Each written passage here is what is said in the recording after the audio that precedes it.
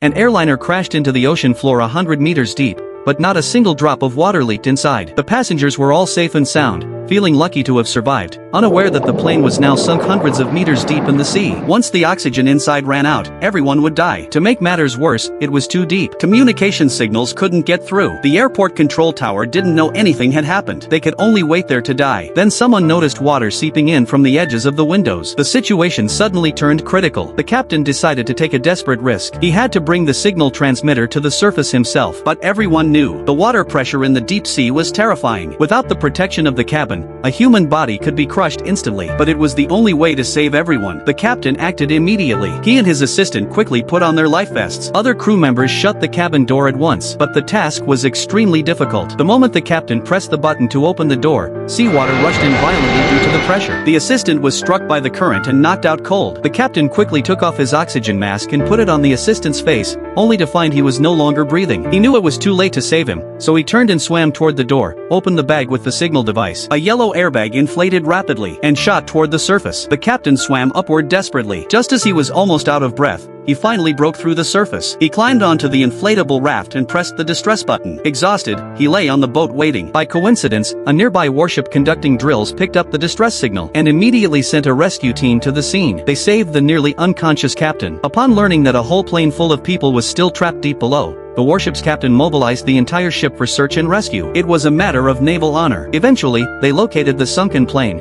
but what they saw shocked them. These people were still alive. However, if they forced the plane open, seawater would flood in instantly, and everyone would drown. They had to try another way. Use buoyancy to lift the whole plane up. They threaded a lifting strap as thick as a human thigh under the fuselage, attached more than 10 large airbags, and connected the air supply hoses. Everyone quickly evacuated to avoid being caught in the upward rush. At the captain's order, the air pump started. Large amounts of gas filled the airbags, and the plane began to rise slowly. But unexpectedly, the shaking fuselage caused a door to crack. Seawater began pouring in. The passengers watched helplessly with nowhere to escape. The plane had to surface within 2 minutes, or everyone would suffocate. The warship captain repeatedly ordered to increase the air pressure, speeding up the ascent. Soon the nose emerged, then the entire body slowly rose. The water inside the cabin gradually drained. Rescuers swarmed in and helped the passengers onto inflatable rafts. After all passengers were saved, the airliner sank back into the deep sea. But this time, it was empty.